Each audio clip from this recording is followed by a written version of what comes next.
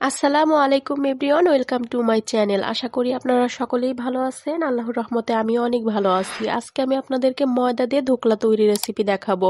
অবশ্যই ভিডিওটি সম্পূর্ণ দেখবেন, আশা করছি ভালো লাগবে। এই রেসিপিটি কিন্তু খেতে অনেক বেশি মজা হয়, মিস করবেন না। অবশ্যই সম্পূর্ণ ভিডিওতে আমার সাথেই থাকবেন। আর ভিডিওটি ভালো লাগলে ভিডিওতে লাইক দিয়ে চ্যানেলটিকে সাবস্ক্রাইব করে বন্ধু হয়ে আমার পাশেই থাকবেন। তো বেশি কথা না বাড়িয়ে চলুন সরাসরি রেসিপিতে যাওয়া যাক।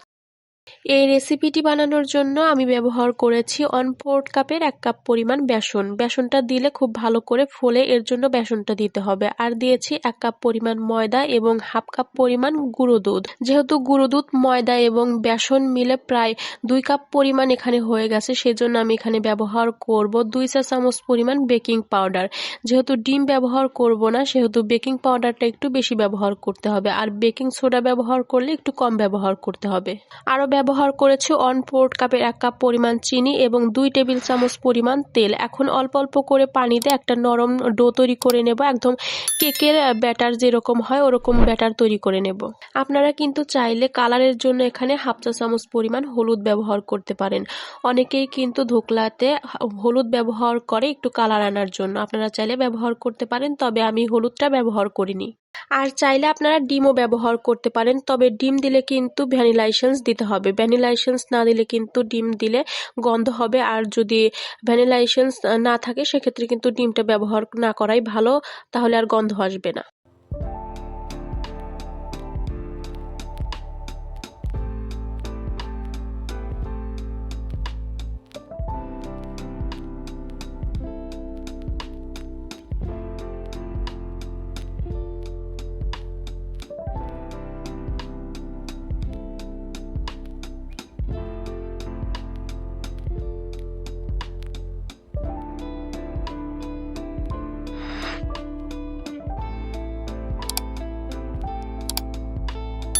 একটা পারফেক্ট ব্যাটার তৈরি হয়ে গিয়েছে। এবার আমি একটি বাটি নিয়ে নেব। বাটিতে অল্প পরিমাণ তেল দিয়ে চারপাশে সুন্দরভাবে ব্রাশ করে দেব, যেমনটা কেকে আমরা করে থাকি বাটির মধ্যে তেল দিয়ে। তবে এখানে আমি কোনো প্রকার বাটার পেপার ব্যবহার করব না, সরাসরি বাটিতেই আমি ব্যাটারটাকে দিয়ে দেব।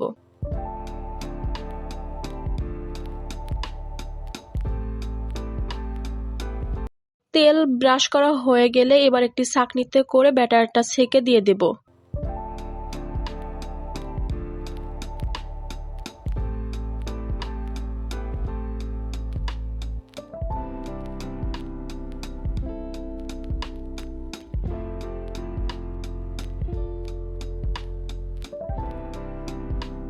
এবার আমি এই ধোকলাটাকে বেক করে নেব। তবে বেক করার জন্য কিন্তু কেকের মতো সরাসরি ওভেনে বা সরাসরি চুলোতে দেব না। যেভাবে আমরা পুডিং বেক করি সেইভাবে বেক করে নিতে হবে। এই ধোকলাটা বেক করতে আমার 30 মিনিট মতো সময় লেগেছে। আমি আপনাদেরকে বেক করা দেখাতে পারিনি, কারণ আমি যেখানে ভিডিও শ্যুট করি সেই জায়গাতে গ্যাসের চুলা নেই। আর যেখানে গ্যাসের চুলা আসে সেখানে লাইটিংয়ের কোনো ব্যবস্থা নেই, সেজন্য আমি ভিডিও করে দেখাতে পারিনি। এবার আমি ধোকলাটাকে নামিয়ে নিয়েছি। গরম গরম ধোকলাটা চাকু দিয়ে সুন্দরভাবে পিস পিস করে কেটে নেব।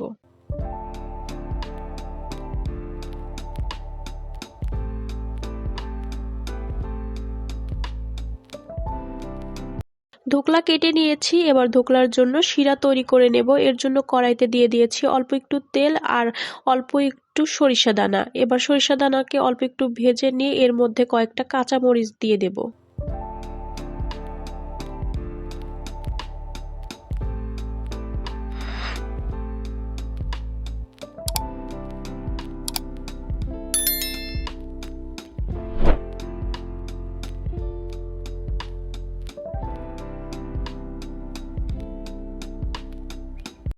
সরিষার সাথে কাঁচা মরিচটাকেও একটু ভেজে নিয়ে এর মধ্যে আমি দিয়ে দেব পানি। আমি এখানে 1 কাপ মতো পানি দিয়ে দিয়েছি আর দেব 1/2 কাপ মতো চিনি।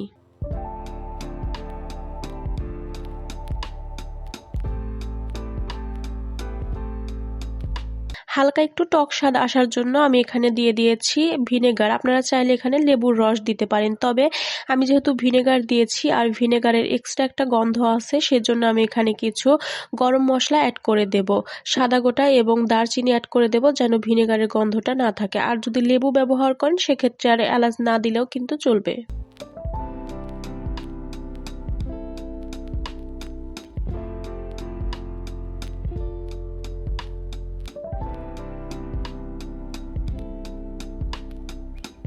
শিরাটা ফুটিয়ে নিয়ে নামিয়ে ফেলতে হবে। আমার শিরাটা কিন্তু হয়ে গেছে। এবার চুলাটাকে বন্ধ করে আমি নামিয়ে নিয়ে যে ধোকলাটা বানিয়ে রেখেছিলাম সেই ধোকলার উপরে চামচ দিয়ে অল্প অল্প করে শিরাটা দিয়ে দেব।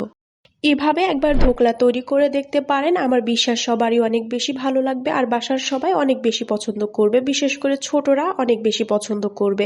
একবার হলেও বাসায় ট্রাই করবেন। আর কারো যদি ভিডিওটি ভালো লাগে তাহলে অবশ্যই কমেন্ট করে জানিয়ে যাবেন এবং ভিডিওতে একটি লাইক দিয়ে চ্যানেলটিকে সাবস্ক্রাইব করে বন্ধু হয়ে আমার পাশেই থাকবেন। আজকের মতো ভিডিও এখানেই শেষ করছি। সকলেই ভালো থাকবেন, সুস্থ থাকবেন। আসসালামু আলাইকুম।